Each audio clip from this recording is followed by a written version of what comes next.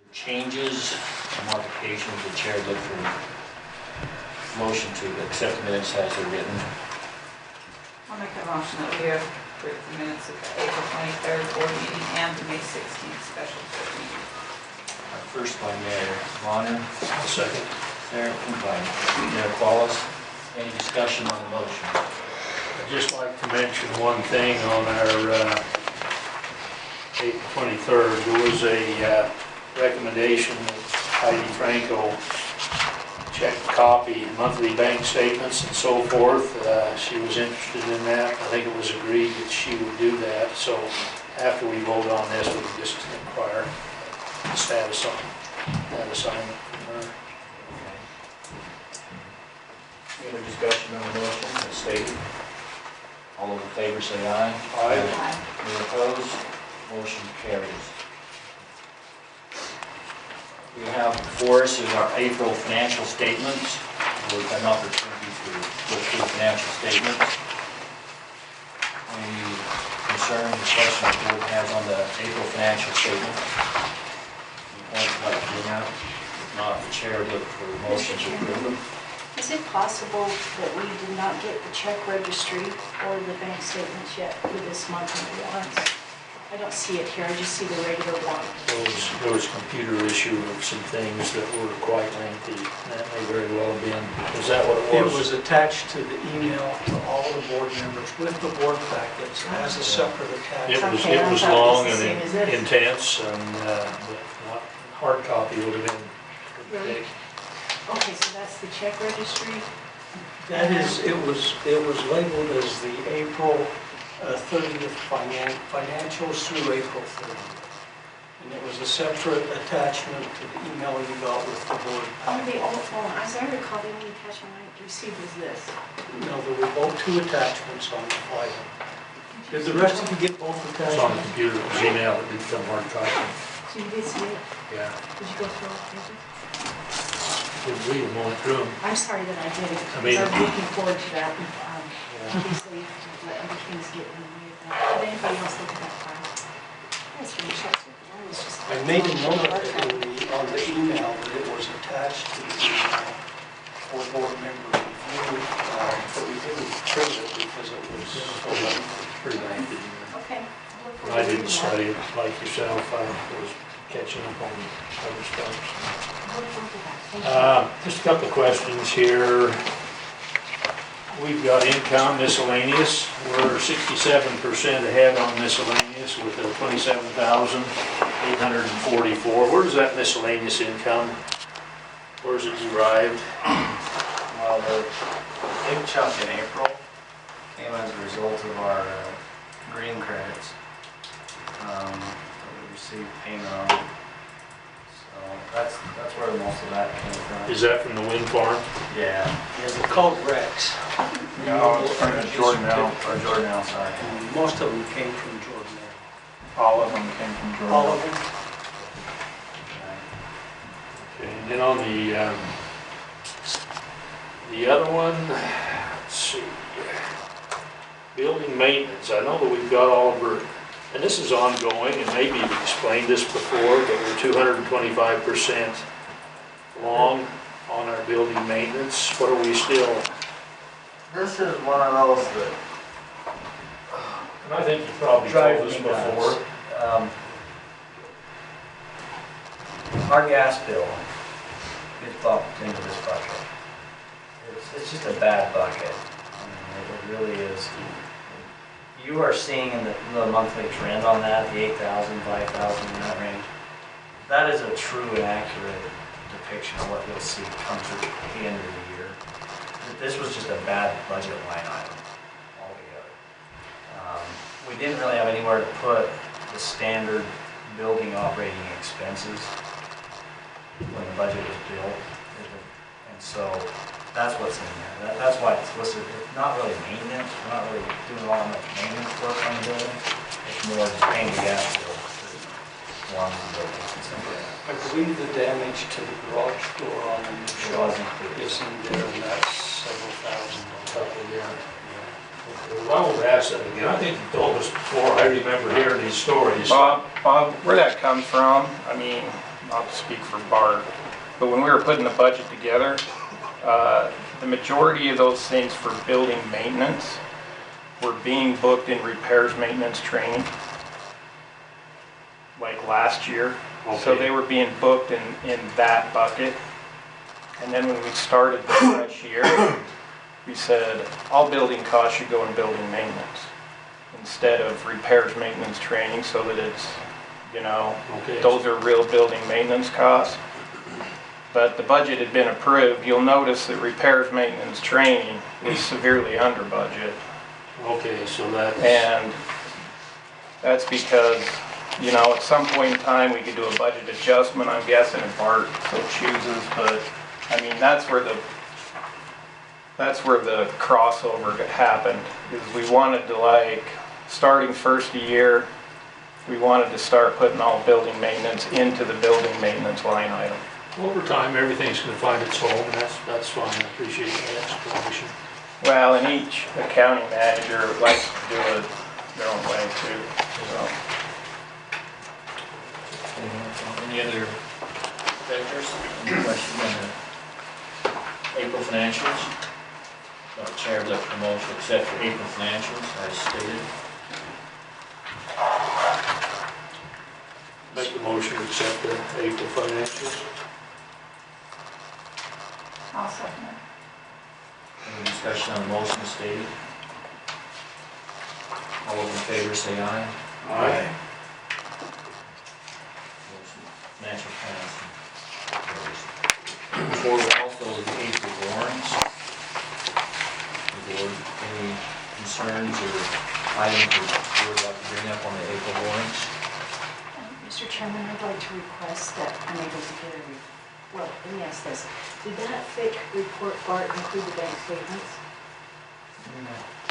Mr. Chairman, I'd like to request that I'm able to work with Bart in seeing those bank reconciliation statements, perhaps within the next 2 to 3 weeks. And start to order that with him.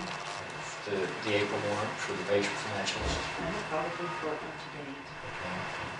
Well, that'd be fine, if you want to work that in, the Bart can also forward those to them, the board members. In that pack, they'll probably come more in the email than not printed copies of them. The board, is everybody on the board for company, glad to see those two? This is the one that we bought into last meeting, I think, isn't that right, Bart? Copies of monthly bank statements. You provide, Bart would provide copies of bank statements or reconciliation reports, and you and he or you personally were gonna review that, so.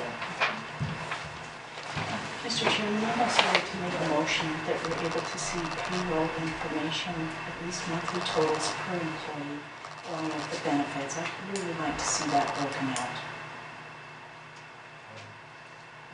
It's not an agenda item, but we can maybe. It has to do with the financial auditing information. The rest of the board would be willing to look at that, Jay? Yeah, I'm fine with it. I think we ought to do the warrants and then discuss that. I think I that's. got one to pass that on. No, we did the financial statement. Right now, we're just in discussion on the warrants. Any questions on that? I've got some questions, probably nothing to do with any irregularities, more education. What determines which communities receive the energy tax reimbursement? I noticed that Daniel's on here and Independence is not. The communities for which we have franchises are able to collect a utility tax or a franchise tax if they pass a resolution in the city to do that. The limit on that is 6%. So they can pass a resolution for the company to collect a utility or franchise tax, as you call it, up to 6%. But it has to be a resolution sponsored by the city. Okay, and I think, Blaine, I apologize, we've talked about this before, haven't we? I'm pretty sure we have. Sorry about that. Counties can't do that, just municipalities. Okay. I'll try not to repeat too many more times in mine. Other income down here, we've got other income from St. George and Lehigh Power. If that's an income, should it be shown the way it's shown, or should it? Okay, that one, that credit you were asking about on the miscellaneous income, because we're the ones that have the agreement with Jordanelle or Central Utah Water to buy all the power out of Jordanelle, we are technically the ones who receive 100% of that credit that we got for those energy credits. But whereas we also have an agreement with these other two municipalities, Lehigh and St. George, they were entitled to their portion of those energy credits. So rather than charging a separate expense account, we just did the wash in that one account. Oh, so we are paying this out from the credit we have received. Yes. So we received a bigger credit amount, but 2/3 of that had to go out to the other municipalities. That's why those are, they look screwy in our back. I agree, it's confusing. Blaine and I had a conversation 3 times. So good question, Bob. We just hired a young man by the name of Jefferson to work in the dispatch center, and I understand that in addition to that, he may go and fill oil in the diesel if it shows an alarm or something like that. We've got him credited here for gloves, $67.38, and I wondered what a dispatcher and an oilman for a diesel has to do with gloves. It's not a big thing, but it's a thing. Just curious about that. I guess that would be, We require all of our employees to wear personal protective equipment that meets our standards.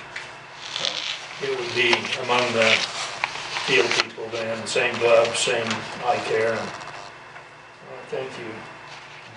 Unlike many large utilities, a guy in dispatch is only in dispatch, but our dispatch guys mainly fishers.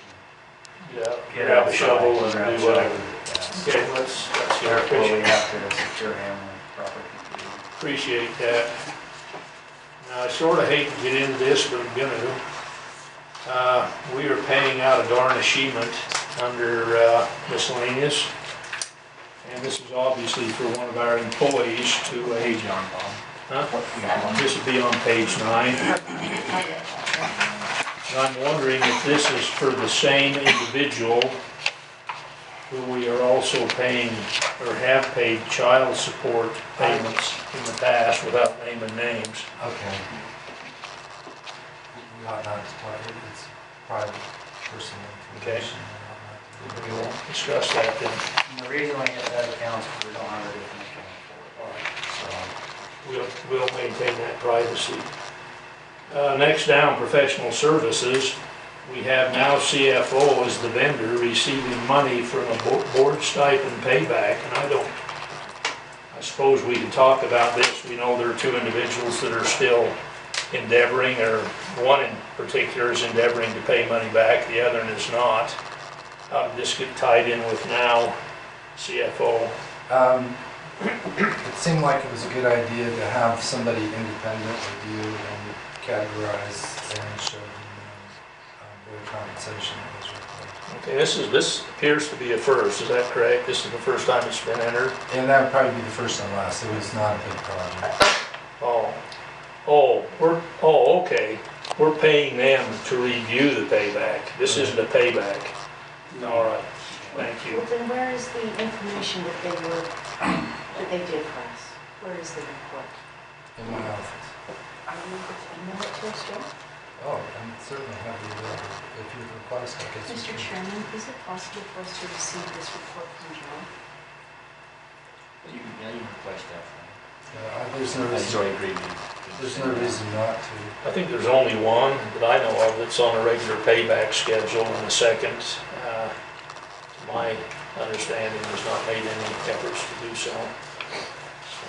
We won't find an awful lot there, but at least show a sequence. That's all I had on that. Appreciate the education and the forgiveness for the repeats, Blaine. No problem. It's old age. What I'd like to do is, on the warrants, maybe how you make a motion to approve warrants, and what's your motion to information you're requesting to? Thank you. Could I also ask some questions, Mr. Sure. Chairman? Could I ask Art if the under professional services on page 9, if this OPEB gas B45 report is the one that he Yes. sent me already then, so it's not from the report. That's what I'm saying. Thank you. And then if we could look at, please, page 6 on the training education and the spring tuition for the 4 employees. I understand that we currently personnel policy is to pay 100% of education expenses right here. I'm just wondering if we're paying it for them before they take the classes. This is an apprenticeship program through the state for system operators. And, yeah, So we're paying the tuition before they take the classes. When will they finish these classes or finish the certification? they're finishing up this week. They're finishing this week? Right.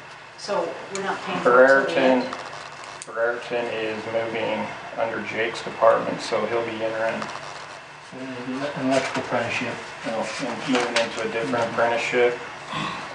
And Jefferson, that was just hired, will be entering into this apprenticeship program. Diggs is completing her second year, Hellman is completing his second year, and Ford will be completed. Oh, okay. I'm just saying, in our Heber City policy, we've said that we only do reimbursement after they've finished. And so I'm This just is- wondering how do we know that This they've is not finished? the This is an same as apprenticeship. the education reimbursement policy in This is the training? resource manual. So This is an apprenticeship sponsored by the company for these people who is paid for by the company. We have to pay for the classes and tuition expense for the person to be enrolled in the training program. So, In difference to courses that an individual might qualify for to take at an educational institution, UVU, BYU, wherever, they have to then, by policy, complete that course with a satisfactory grade to be reimbursed for the tuition. I see, that's what I was wondering, if this was the case, if they've been able to complete things satisfactorily. We have to comply with the State Department of Labor Bureau of Apprentice Training, and then they get with us if there's like some problem with a grade, and probation gets put back on that said apprentice, or they get held back a year in the program. So we have to just comply with kind of that bureaucracy. So. Being an instructor for one of these types of institutions, this is standard practice. That's how we do it in Mountain Land. Could I also ask Mr. Chairman if we could find out who has the cell phones that we're paying for here under communications? I can see, I'm not sure how many different numbers are here. Is it just one? Yeah, 1, 2, 3. Let's see, that's a credit on one. So that would be 1, 2, 3, 4, 5, 6, 7, 8. Is it 10 different cell phones that we're paying for?